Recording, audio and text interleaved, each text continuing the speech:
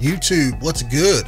My name is Denonu, aka the man with the most biggest and the most blackest privilege on YouTube. And I finally just saw Justice League. I saw it maybe about a half hour ago. So I'm gonna let it all hang out, as it were. And I'm gonna talk, I'm not gonna do a play-by-play of the movie, because I want people to go see it. It's decent, you know. It's exactly what I thought it was. It's decent. It's not super great by any means. It's not the perfect superhero movie out there, but it's a decent movie. So if I had to, you know, say anything about that, let me just say that first. I'm gonna basically talk about nitpicks, things I think that they should have changed, and basically some of the problems that I saw as a comic book fan who knows the material and all of that stuff. And basically, overall, I mean, like I said, the movie was decent. One thing to point out, I thought the movie was gonna be kind of Wonder Woman focused, or maybe like too Batman focused. That's definitely wasn't the case. This movie, one thing I will say, one thing it did get right is everybody had their moment to shine on screen. Outside of that, everybody seemed to have like equal screen time on screen too. I think the only two people who really didn't have the screen time as much as everybody else will be probably Aquaman, maybe Cyborg, but the story kind of revolved with him in it a little bit. Maybe Superman, you know, because he was only in like 2 or 3 scenes. But that's given how he was done in the movie, because they had to basically bring him back to life. But I'll get to that later.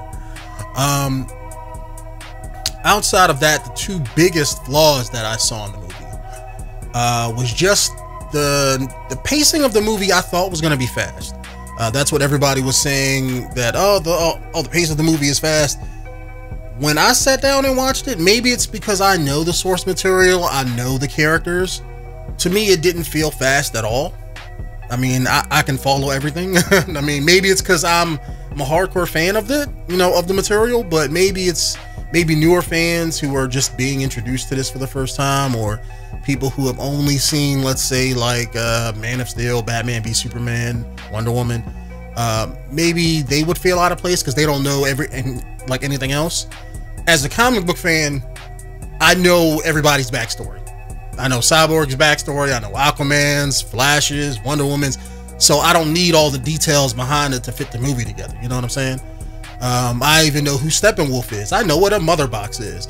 I know when Steppenwolf was talking about New Gods, I know who the New Gods are. So as a fan of that, I don't feel out of place. But as somebody who didn't know none of that bullshit, you know, I can definitely see how some people will be like, well, what about this? What about this? What about that? What about that? It definitely does feel kind of fast paced, because outside of, let's say, the overall flow of the movie, it's not bad. Like Batman v Superman, I would say, is bad. There are significant story chunks that are missing out of that movie that explain certain shit that happens in the movie. So I feel like there's missing narrative. In this, I don't feel that the narrative is necessarily missing, per se. They just give you like 3 or 4 exposition dumps right out the gate. So they kind of give you like a quick overview of like, oh, here's the threat. Oh, here's Steppenwolf. You know, they gloss you over with an explanation, so you be like, okay, I know who this guy is. I know what these mother boxes are, to an extent. You know, they're the MacGuffin for the movie, and that he's trying to collect them, and, you know, it's going to bring about the end of the world type thing, right? So it's not like Batman v Superman, where you're just like missing out on key plot points and then wondering later on, well, how did Lex know who Superman and Batman were? They never explain that in the movie. You know, it's like that's a question where it's like that should have been shown or referenced in the movie somewhere, so you know where he got that from. If, let's say, he had a line in that movie that explained like, oh, I've studied, you know, Bruce Wayne's whereabouts and Batman's whereabouts in Gotham around the same time. It had satellite imagery, and neither one of you were in the same place at the same time. You know, then it would be like, okay, well, maybe through deductive reasoning and his resources, he was able to figure that out. You know what I'm saying? They could have explained it, but they just didn't. But Justice League was, it was decent. I will say that. I went in thinking like, okay, this is gonna be like barely a decent movie, you know, from all the problems of, you know, what I was hearing. But after leaving the theater, I'm like, okay, it's decent but positive. You know, it's decent but positive. I will say that. I wouldn't call it like, oh man, this movie is great. No, it's not great. It definitely isn't, at least in my eyes. Yeah, the superhero fight scenes is cool, seeing all your heroes do all of that, but if I had to rate the movie on being a movie, it was a decent film. It didn't leave me with chills. It wasn't epic. I didn't leave the theater feeling inspired. The whole save the world aspect didn't feel big enough to me. I'll get into more of that later.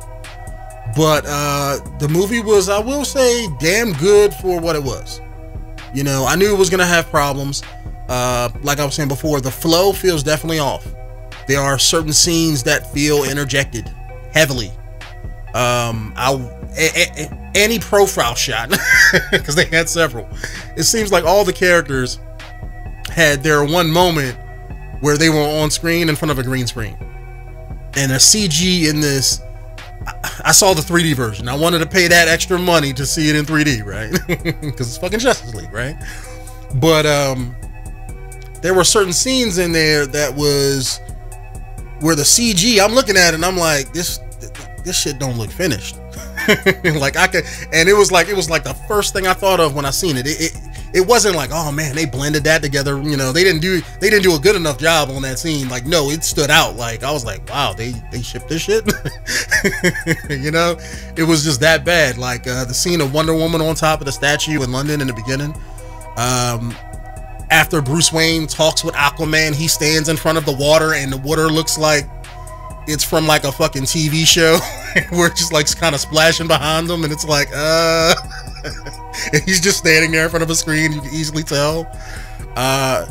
Cyborg, I would say anytime you saw him in like a full bodied shot when he didn't have clothes on, he looked weird. His walking animations were weird. You know, they didn't fit, you know, how I guess the same lighting that everybody else, you know, did in there. So that was a bit off. When he was wearing clothes, like when he was wearing the hoodie on the street, wearing sneakers and stuff, he looked fine. Like I thought his face was gonna look like super weird, but no, it didn't. It looked damn good on those sequences. I thought the Flash would be super weird because I don't understand the whole socially awkward, geeky, you know, Flash that they got going on. That's kind of weird to me because that's not the Flash. But after seeing it, this movie needed that kind of sort of person, honestly. You needed to have that person that the audience could laugh at, and I don't see nobody else cracking that many jokes in the movie except Flash, you know. So I guess it had to be him. If not him, I wish that they would have given it to Cyborg, because that's kind of like how his character was in Teen Titans. You could still show his dynamic and about his thing about, I guess, how he feels like he's losing his humanity. You know, you could show that in a couple scenes so you know that, okay, that's the crutch of his character.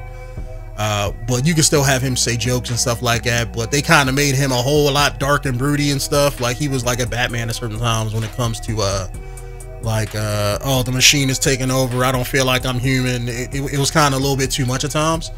I personally don't have a problem with that because you have Flash being the lighter person in there. I would have rather have seen Barry Allen being the quirky joke ladies man type character that he was from like the animated series, and then have Cyborg be that audience guy who cracks jokes at the rest of the team, or, you know, and have him be that way. You know, I would rather had to see them both play off each other. There was a couple times in there where they did try to play off each other, and Cyborg's character was so antisocial and brooding that he never wanted to play off of Barry Allen. Like, there was a time when he went to fist bump him, and Cyborg didn't fist bump him, and he was like, okay, we're not up to that yet, you know. And it just, like, they just made a lot of weird, quirky jokes. One thing about the jokes I will say, it's definitely not a Marvel movie. The style of comedy is definitely different. So for those of you who are wondering, oh, they added comedy just like Marvel. No, it's not like Marvel at all when it comes to the comedy. Yeah, they have a couple jokes here and there, but it's mainly only focused around character interaction and character development.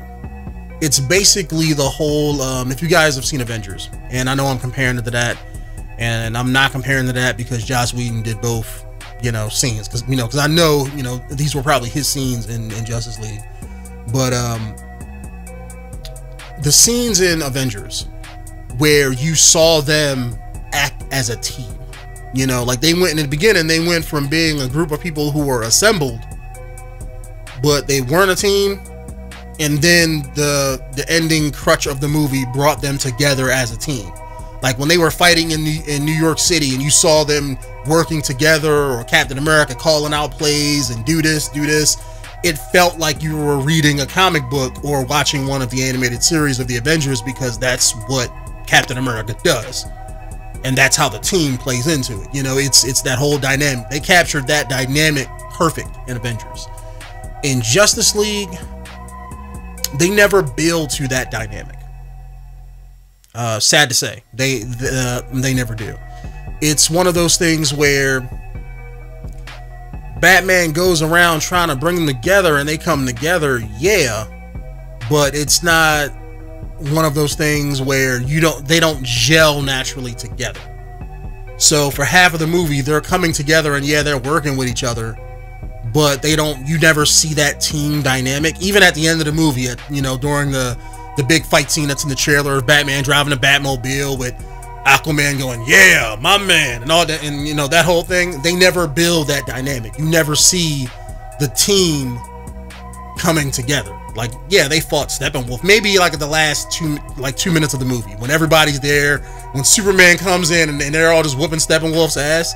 Maybe you get it at that point, but it's not, the growth of that isn't all throughout the movie like you would expect it to be, like kind of like how Avengers was. You never got to see it like that. It would have been better, in my opinion, to show that dynamic. It would have, you know, made the team stuff better at the end of the movie. I don't know how they would really do that. I mean, I guess you would have to rewrite how the Flash is in the movie. You know, like if you made, let's say, Flash that social guy, kind of like how Flash is in the animated series and in the comics. Flash is kind of like in the animated series, right? I know I keep referencing, you know, that, but hey, that did it perfectly. The Flash was like the glue that held together the team, not because of his powers or what he was capable of, but just because of how he acted, who he was, and how sociable he was. He was like the mouth of the team. Like, he would go around talking to everybody, and yeah, people would find him being annoying, but it was kind of like they grew to love who he was. And you know, he always saw himself as a person who's like, look, I know I can run fast, but I'm not Superman. You know, I'm not Green Lantern. I'm not this guy. I'm that guy. You know, he looks at himself like he's not as good as that person next to him, when he's probably is or is not, or better than, you know, the person he's standing next to. And I think they had a couple episodes in the animated series where they talked about that, and you know, he basically doesn't have that superhero confidence that the rest of them do. He's cocky and he seems arrogant, yeah, but when it comes to like his inner self and how he holds himself up to like Superman, that's a standard that not a whole lot of people can do. So he doesn't feel like, you know, he's up there when he is. But in the movie, I wish that they would have made him that character that kind of grounded the team, you know, to be a team. The only other person that I would say that I thought I wasn't really gonna like I didn't think I was gonna like how Aquaman was in this. And for the most part, I guess for me, it's 50-50.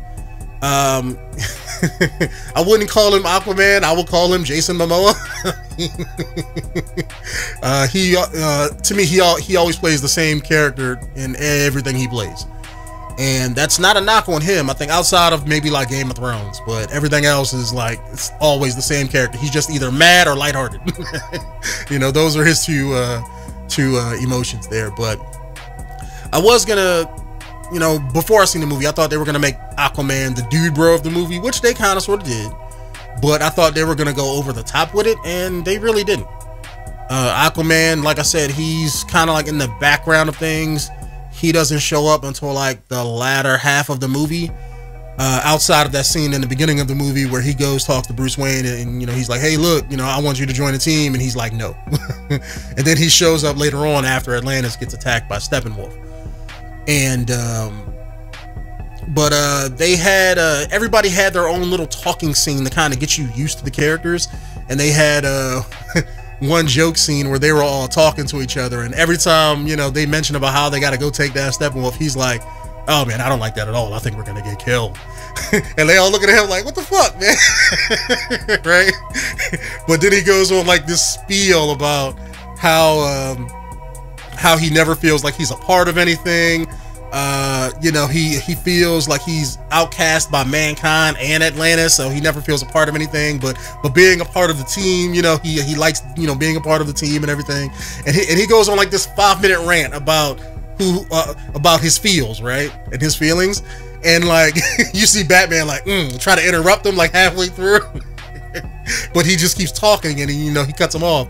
And then at the end, he you know, Batman points at his foot, and he has like Wonder Woman's lasso wrapped around his boot. So then he takes it off, and he's like mad as shit.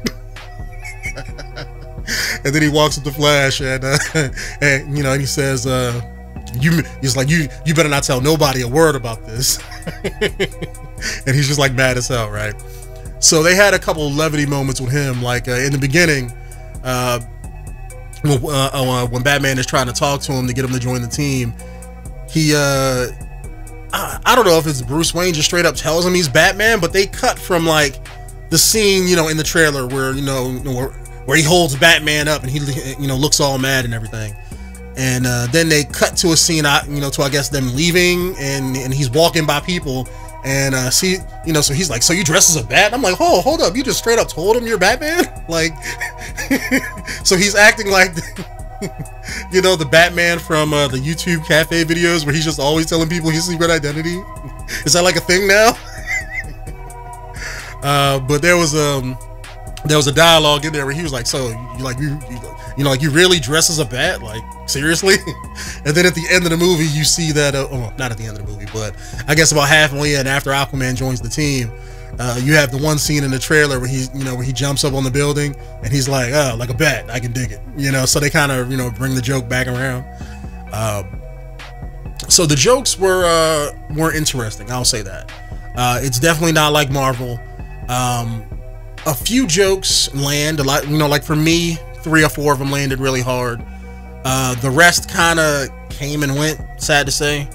A lot of the Flash's stuff was hit or miss, I guess, depending on how your personality is. The one line when he was on the building talking about the bat signal and everything, that was fine. The line on the building when he was with James Gordon, you know, when they all disappeared and they're like, oh, did they just leave? I'm like, hold on, you're the Flash. You should have been the first one out. Like, you should have noticed, like, you know, them leaving before anybody else. And if anything, well, I'll get to that later, because you know, that's when, you know, I'm going to talk about how I would make that scene better if it was me.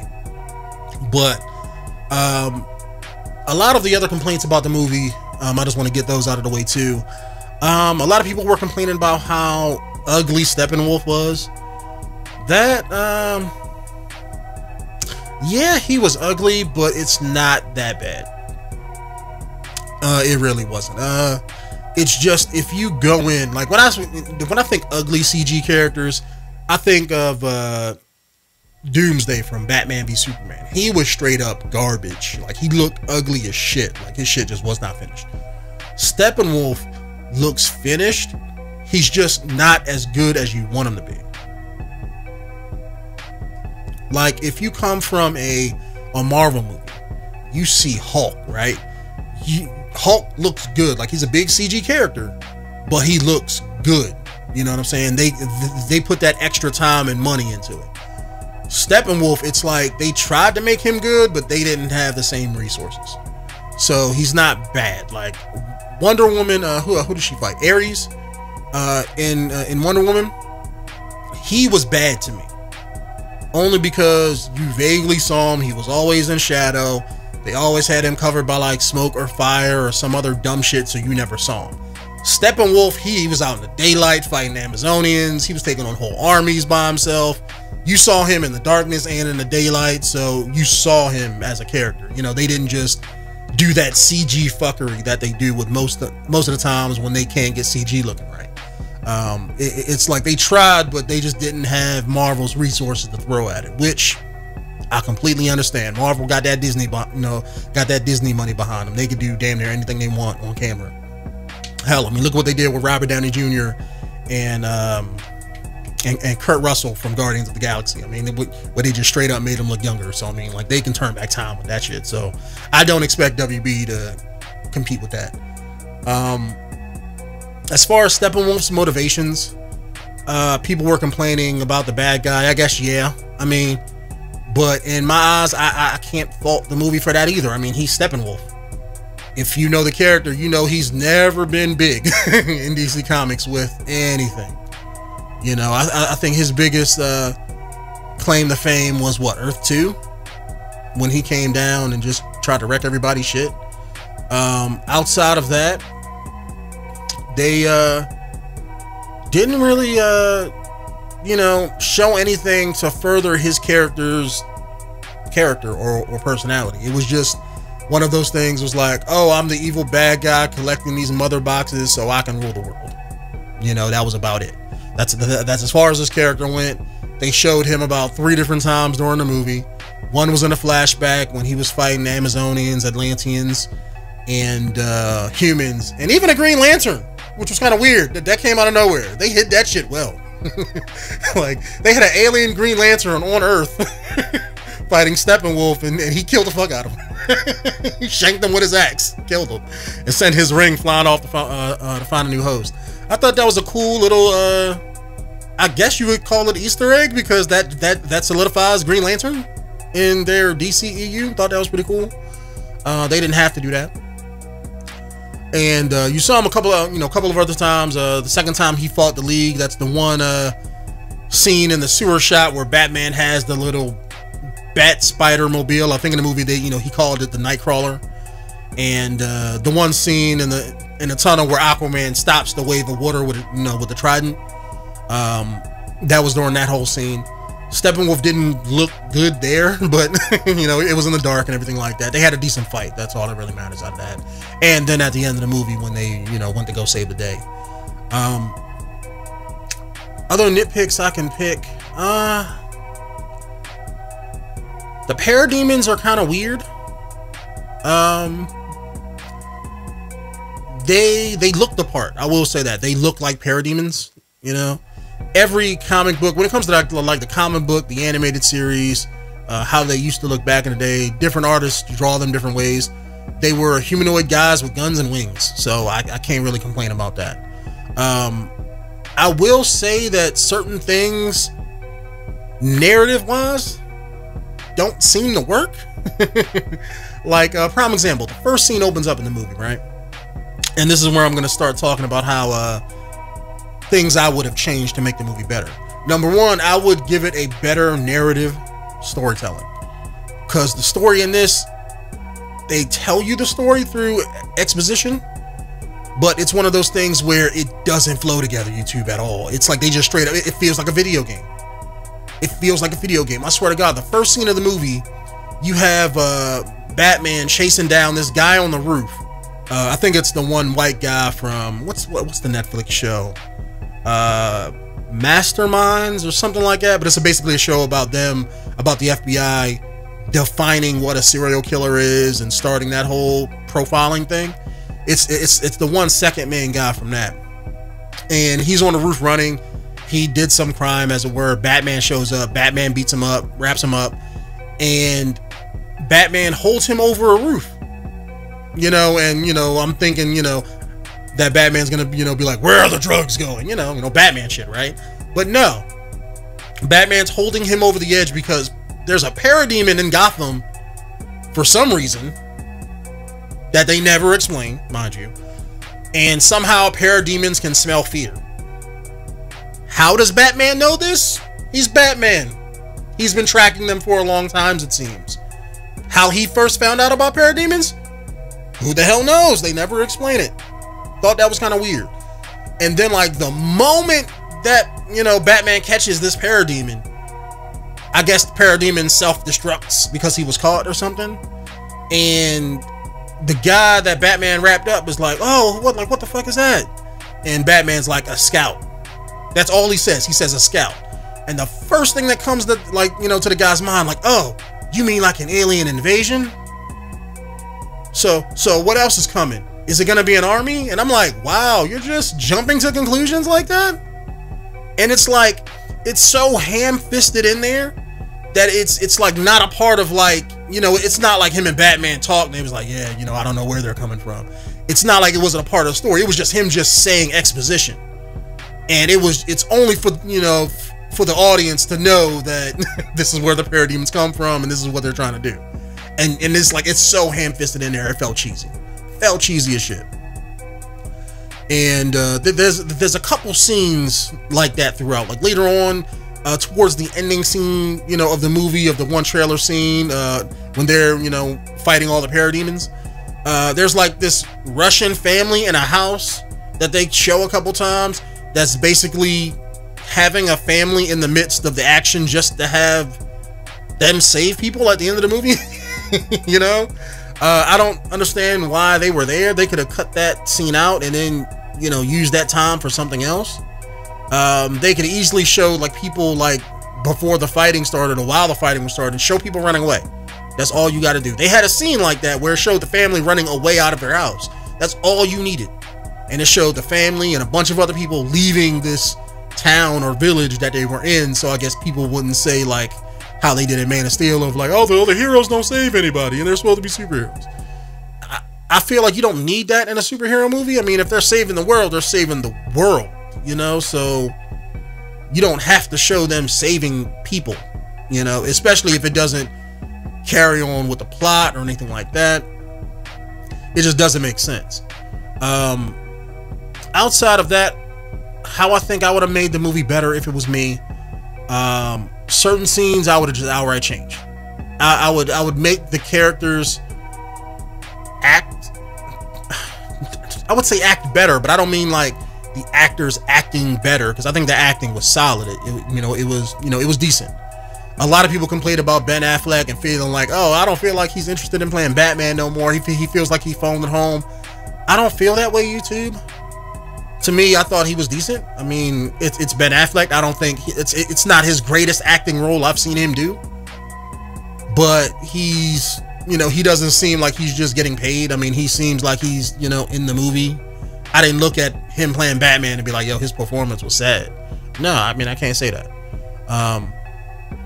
If anything, I think Cyborg's character could use a little bit of work if I had to think about it like that. But outside of that, other scenes would include, I'll talk about Superman in a minute, but the one scene on the rooftop when they're talking to James Gordon, and you have that one shot in the trailer where they all disappear and, you know, Flash turns around and is like, oh, where'd they go?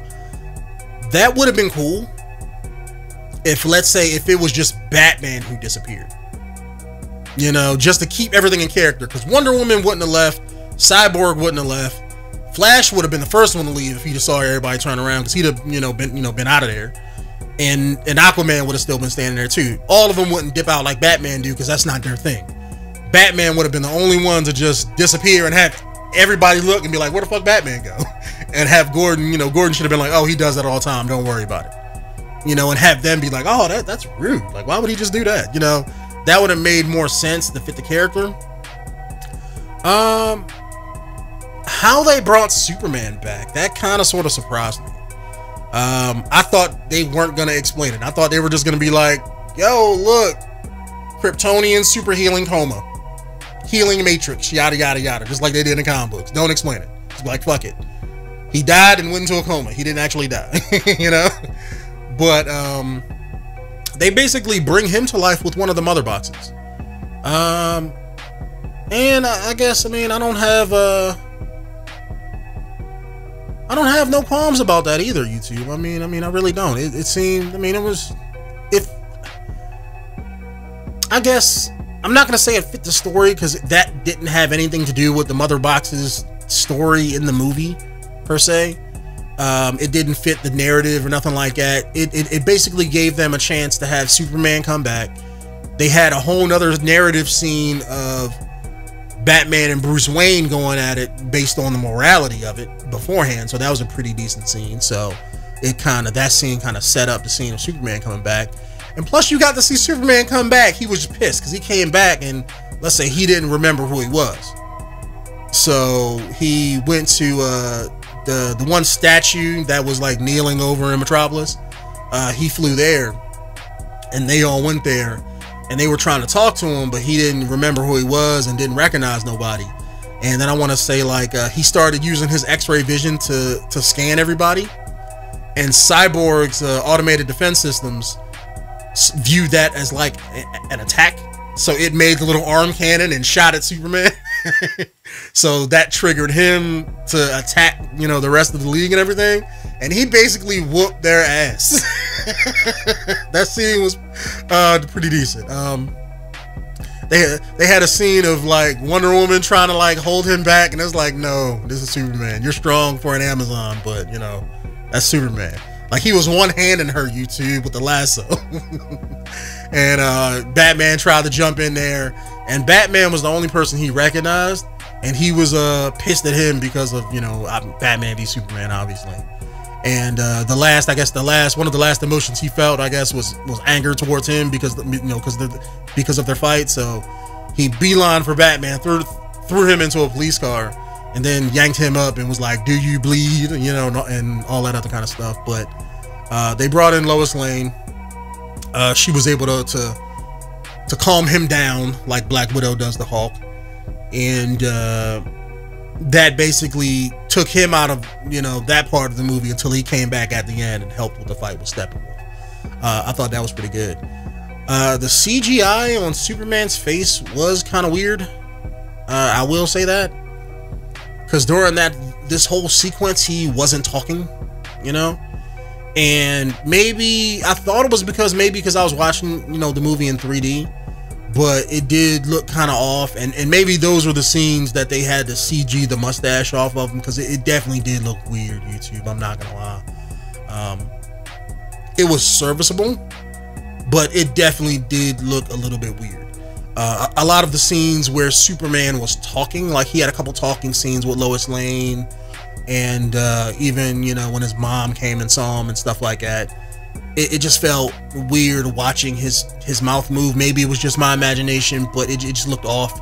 So I'm guessing those were the scenes where, you know, his mustache, they had to CG that off, and they had to make that work, you know, so to speak. But I can't blame WB for that. I mean, that's kind of like,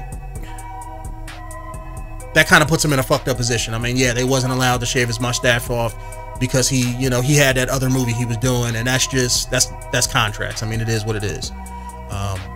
It was either do that or probably cut those scenes out in the movie in general, and I would rather have those scenes than not have those scenes.